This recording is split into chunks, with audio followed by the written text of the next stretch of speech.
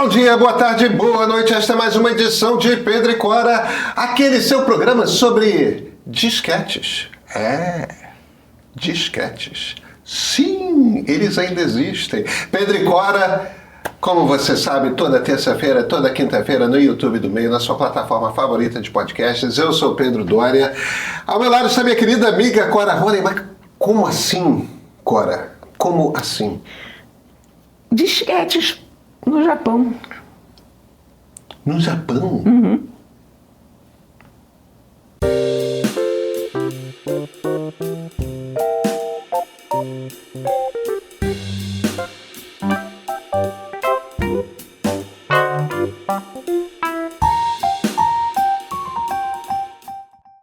Mas, Cora, me explica esse negócio direito. O Japão não era todo high-tech? Em tese, né? Não, como assim em tese, Cora? Me explica. Olha, eu descobri isso inteiramente por acaso. Isso não estava no meu radar. E estava jantando com um amigo meu essa segunda-feira, quando ele me disse, olha, você sabia que o Japão finalmente ganhou a guerra contra o disquete? Eu lembro de disquete, eu acho que eu já tive um, inclusive. A gente tem várias recordações, era um trocinho, né? Bom, eu digo, mas que guerra é essa? Eu nem sabia que essa guerra estava rolando. Me lembrei muito da manchete do entretenimento do New York Times, que a Madonna e Elton John fizeram as pazes. Ninguém sabia que eles estavam brigando. Eu vi isso. Vocês estavam brigando, né? Ninguém sabia. Pois então, eu não sabia que havia essa guerra do disquete no Japão. Pois havia. Foi vencida em 28 de junho do ano passado. Ora, pois. E o que foi isso? Até esta data memorável, 28 de junho do ano passado, 2024, havia 1.900 procedimentos burocráticos no Japão que exigiam que você mandasse seus documentos por disquete. Ou seja, você tinha certamente todo um mercado para drives de disquete e disquete. Sim. Porque as pessoas, para ter alguns tipos de relacionamento com o governo, precisavam enfiar um disquete no computador. Exatamente, porque a burocracia japonesa tinha se apegado ao disquete. Mas, calma. Me explica algumas coisas. E eles pelo menos desenvolveram, disquete foi além de 1.2 megabytes? Não, o disquete continua exatamente igual ao que sempre foi. A tecnologia não evolui. O que cabe 1.2 megabytes? Eu acho que se eu abrir um arquivo TXT vai dar. Não, o texto cabe muito bem, o texto cabe. Mas é uma coisa curiosa porque não é de estranhar isso. Com todo o desenvolvimento tecnológico do Japão, o Japão é uma sociedade muito tradicional, ele é muito apegado às formas de fazer as coisas, às tradições. Não é aquela cerimônia do chá que até hoje é igual 5 mil anos depois. Não, mas eu entendo você manter uma cerimônia de 2, 3 mil anos. Em disquete não. O que é um exagero, mas uma cerimônia de uns 800 anos. Eu tenho uma sincera dificuldade de entender você ter apego para uma cerimônia de 30 anos atrás, entendeu? Mas olha, não é a única coisa. A batalha do disquete foi vencida. Esses 1.900 processos agora aceitam outras formas de, imagino que pendrives. Mas olha... Vai ter que ser USB-A, não me apareça com USB-C, né? Não, mas olha, agora falando totalmente sério, a batalha do fax ainda não foi vencida. Você ainda encontra... Ai, meu Deus do céu. Você ainda encontra máquinas de fax à venda em qualquer loja de tecnologia. Ai, meu Deus do céu. Mas isso tem uma explicação. Isso tem uma explicação que eu vi com os meus próprios olhos há, sei lá, 20 anos já. Sei lá quando é que máquina de fax começou a ficar antiga. Eu estava num desses eventos, tipo Condex, alguma coisa assim de computador, e na sala de imprensa tinha uma fila constante no fax. Já existia internet. E que diabos essa fila no fax, as pessoas fazendo fila no fax? Comecei a notar que eram todos orientais. Aí fui lá conversar com eles para saber que diabos era a fila do fax. Aí eles disseram, não, porque é muito mais fácil você escrever os teus ideogramas e mandar o fax do que você usar o computador e as teclas ocidentais. Isso fez todo sentido na minha cabeça, porque é uma outra civilização visual da leitura, de escrita e de leitura. Então, eu entendo que eles mantenham isso. Inclusive, há uma outra coisa, que é aquele selo que eles usam. Sim.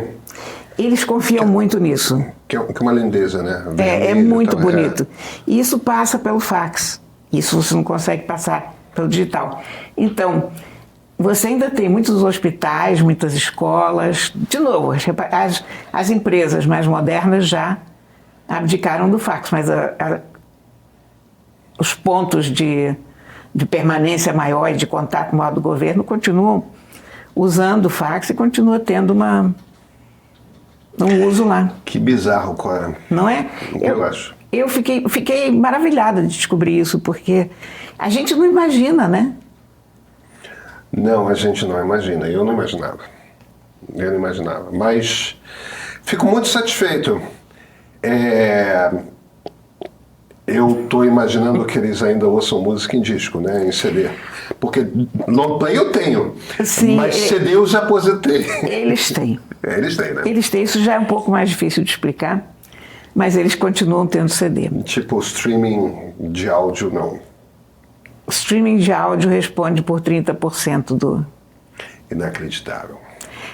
O CD corresponde a 70%. Correspondia um ano atrás. E tem uma coisa mais maluca ainda, é que quando tem uma banda que é muito popular, eles fazem diversas capas, cada uma com a cara de um dos caras da banda, e os caras compram todos aqueles CDs para colecionar. Claro. Né? Faz sentido. O CD é igual, né? A capa que muda. A capa que muda. Mas eu acho até que o print no CD deve mudar. Que bom. Né? Olha, o mundo é fascinante, é cheio de enredo. Mas é uma coisa muito curiosa, porque o Japão, a gente olhava para o Japão nos anos 80 como o país que vai ultrapassar os Estados Unidos. Sim. Né? A indústria automobilística do Japão, né? Os Toyotas e os Nissans entraram... Os eletrônicos. Os eletrônicos, imagina, Sony. Mitsubishi, Sony parecia a Yamaha. Né? Mas a Sony parecia que era a marca pós-Brown. Era mesmo. O que a Brown foi, em termos de coqueluche da sofisticação em eletrodoméstico. Nos anos 60 e 70, a partir dos anos 80 entrou Sony, pronto. E se você tivesse um CD player Sony no início dos anos 90, um videocassete Sony nos anos 80, uma televisão Sony, você estava assim com uma coisa que era uma Ferrari. E é um troço que, na direção ali dos finais dos anos 90, já estava desaparecendo. Entrou nesse século, a Sony desapareceu. O Japão desapareceu. É como se o Japão tivesse chegado a um ponto em que parecia que tinha o mundo na mão e de repente Coreia do Sul ultrapassou, China ultrapassou. China ultrapassou feio. E se você olha para a China, que é também uma cultura muito tradicionalista, como as culturas orientais são, ainda assim, a China é profundamente digital. Muito, muito mais digital que o Japão. O Japão ainda usa dinheiro. Dinheiro, papel. Os chineses, como nós, não usamos mais dinheiro. Eles usam mais dinheiro do que cartão de crédito. A cultura do cartão de crédito não pegou. A cultura do cartão de crédito não pegou no Japão? Tem um número de pessoas que têm cartão de crédito, mas o grosso das transações do dia a dia é feito através de dinheiro. Notas de papel. Isso é uma coisa muito engraçada, que Que é isso? A gente tinha uma percepção do Japão 40 anos atrás de que era uma cultura muito engraçada muito moderna, muito tecnológica, ela não é, né? Ou era para aquele momento, e aquele momento, sei lá por quê. Porque eu me lembro que quando os primeiros microcomputadores começaram a chegar, os japoneses eram maravilhosos. Sim. O grau de sofisticação deles, o design, o acabamento, era tudo. O melhor teclado que eu tive foi um teclado da Mitsubishi, que era perfeito, maravilhoso. E a Coreia estava num segundo plano muito distante. A Coreia fazia clones de PCs, era o país dos clones, né? Sim, sim. E eram os computadores de carregação. Não era uma coisa que te desse assim, orgulho de ser proprietário daquela porcaria bege em cima da mesa. Você tinha um Panasonic em cima da mesa, você tinha um objeto lindo. A questão é que o computador não era para ser um objeto lindo, né? O computador era para ser um objeto atualizável. Então, eu tive uma vez, se não me engano, era um Mitsubishi ou Panasonic. Eu estou meio esquecida agora, mas eu tinha mania de abrir o computador o tempo todo, porque o tempo todo você precisava aumentar a placa, botar mais memória, etc. Mudar o disco rígido. E ele tinha 12 parafusos para você fazer essa operação. De abrir aquela caixa do computador. E os clones coreanos, muitos deles, não tinham nem parafuso, tinham aquelas coisinhas, aquelas presilhazinhas ou botões que você abria. Mas você precisava tirar 12 parafusos com chave Phillips para abrir o teu computador japonês. E teve uma hora que eu me enchi daquilo e passei a deixar só 4. Mas era um pouco como a Compaq. Eles não entenderam que um computador não era um objeto para sempre. Quer dizer, eles fabricavam um computador robusto e sólido o suficiente para durar 30 anos. O problema é que ninguém usa o computador por 30 anos. Eu sou de uma cultura de computador muito diferente, né? Para abrir um Mac nessa época, você precisava de uma chave especial que era só vendida em uns lugares muito específicos, porque era uma caixa que você abria, clack. Eles não queriam que você abrisse. Não queriam. E notebooks não são mais feitos para ser abertos, né? Mas não era notebook, eram os... Não, eu entendi. Notebooks não são mais. Mas muita gente abre o notebook, viu? Com grande tranquilidade. E vou te dizer que quem não abriu o computador perdeu o melhor da festa, sabe? Como era divertido. Eu nunca fui escovador de bicho. Olha, eu hoje não tenho mais saco para fazer isso. Claro, uma hora que você enche. Mas eu me divertia tanto com aquilo. Porque era tão difícil.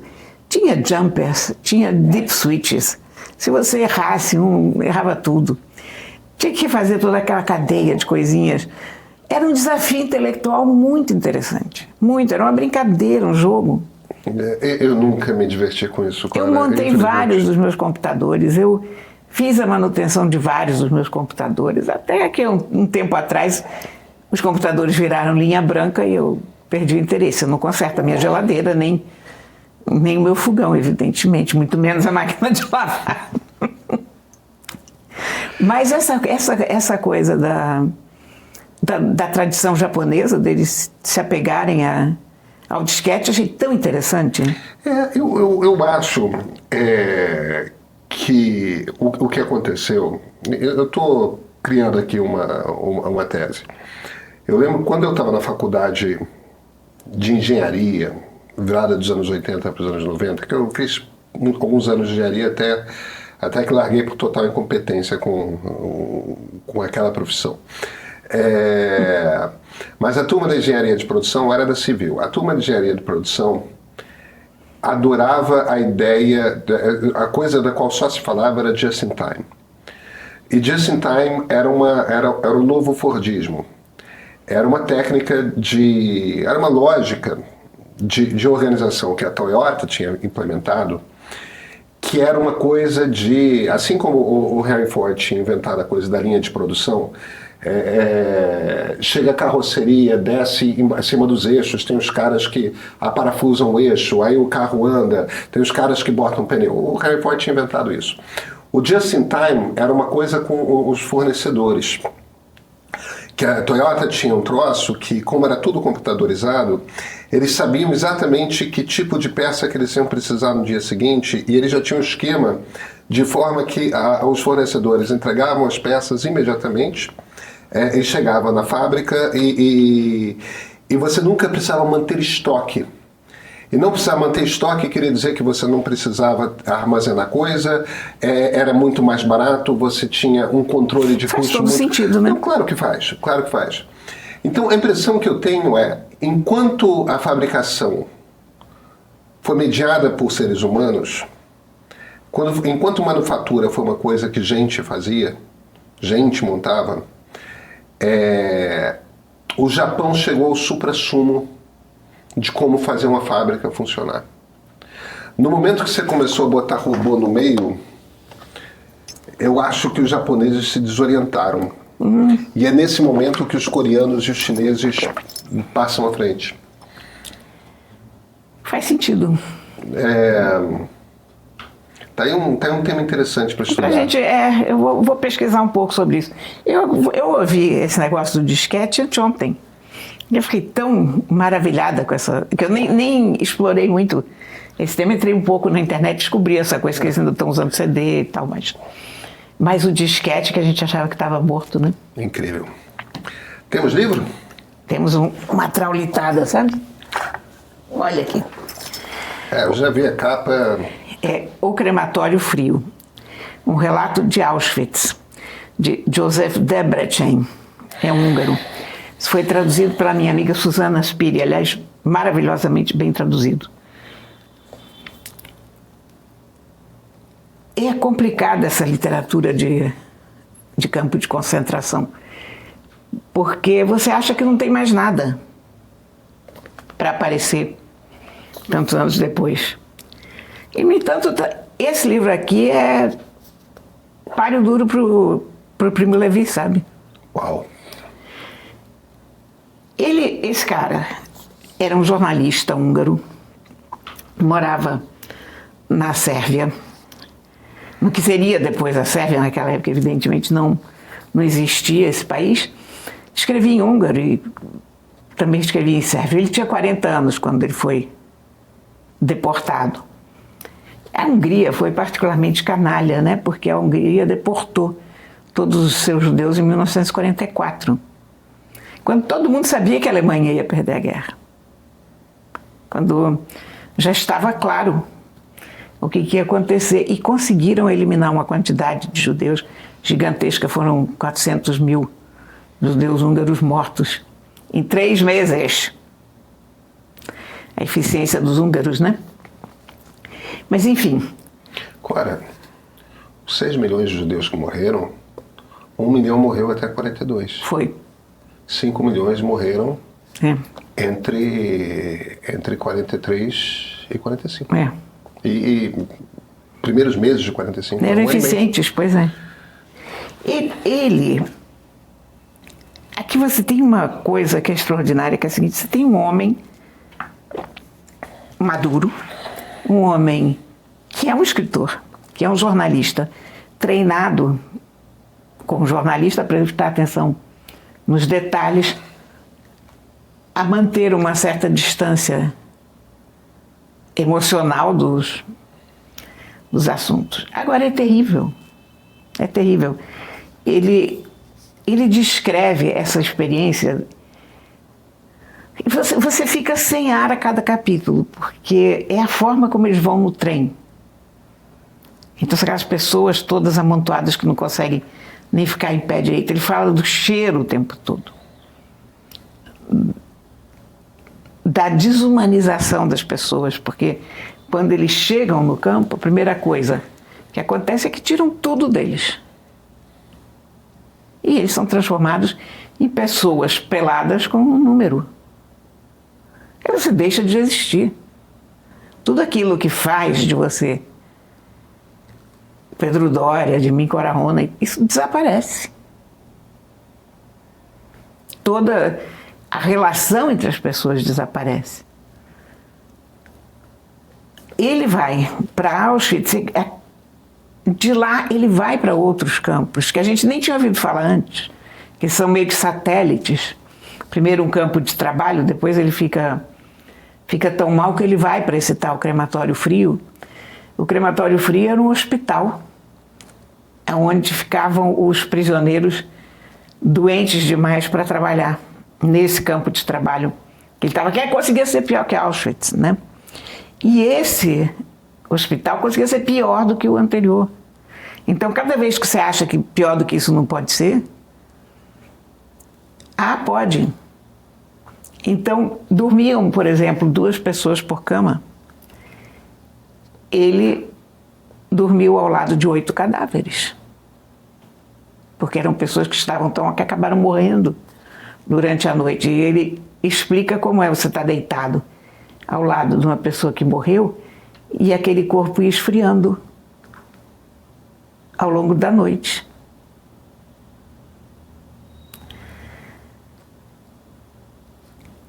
É horrível, sabe? Horrível. E a questão complexa da sobrevivência no campo.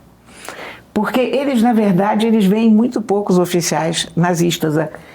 A coisa ali roda com chefes que são pescados entre os prisioneiros.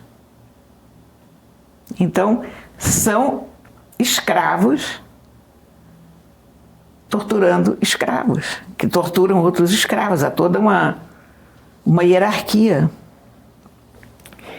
E ele observa que as piores pessoas da sociedade, as mais brutas, as mais toscas, essas pessoas é que conseguiram se dar melhor. As pessoas que na sociedade eram tipos repelentes, elas eram perfeitas para o caminho. Então você tinha é um despautério, sabe? É um horror mental, um horror físico e absolutamente bem escrito. A observação dele, é uma coisa que você lê e você diz assim, não é possível que isso tenha acontecido. Mas aconteceu. Então, eu não tenho muita coragem de ler relatos de Holocausto, porque a minha família tem esse histórico. Então, é uma coisa que mexe muito comigo.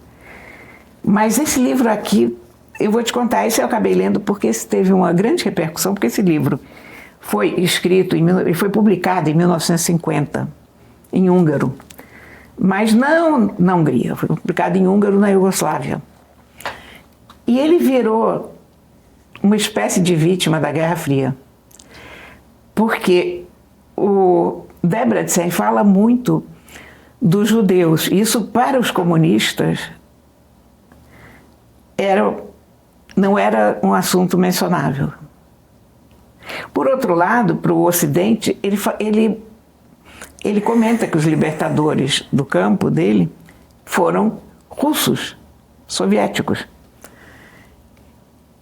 E isso para o Ocidente também não funcionava. Então o livro entrou num limbo de não existência, porque não criava condições para as potências políticas da época. 70 anos depois, o sobrinho dele resolve pegar esse livro, relançar, conseguiu vender para os Estados Unidos. O livro foi traduzido meio que simultaneamente para uns 20 países, está fazendo sucesso enorme, é um livro extraordinário. Então esse a gente tem que ler, e eu vou te dizer que é uma coisa muito poderosa, sabe? Muito bom. Eu vou ter que ver se eu tenho coragem de ler. Ele seria bom ainda que ele não falasse de uma coisa tão terrível, mesmo que ele fosse ficção. E não é, né? É da Companhia das Letras, aliás, eu não falei isso. mas está aqui. E a gente vive um momento particularmente pernicioso que é a memória do Holocausto está indo embora, né? Pois é. As pessoas estão perdendo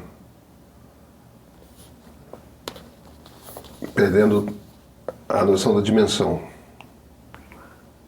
Já está ficando muito longe no tempo, né? É. Acontece.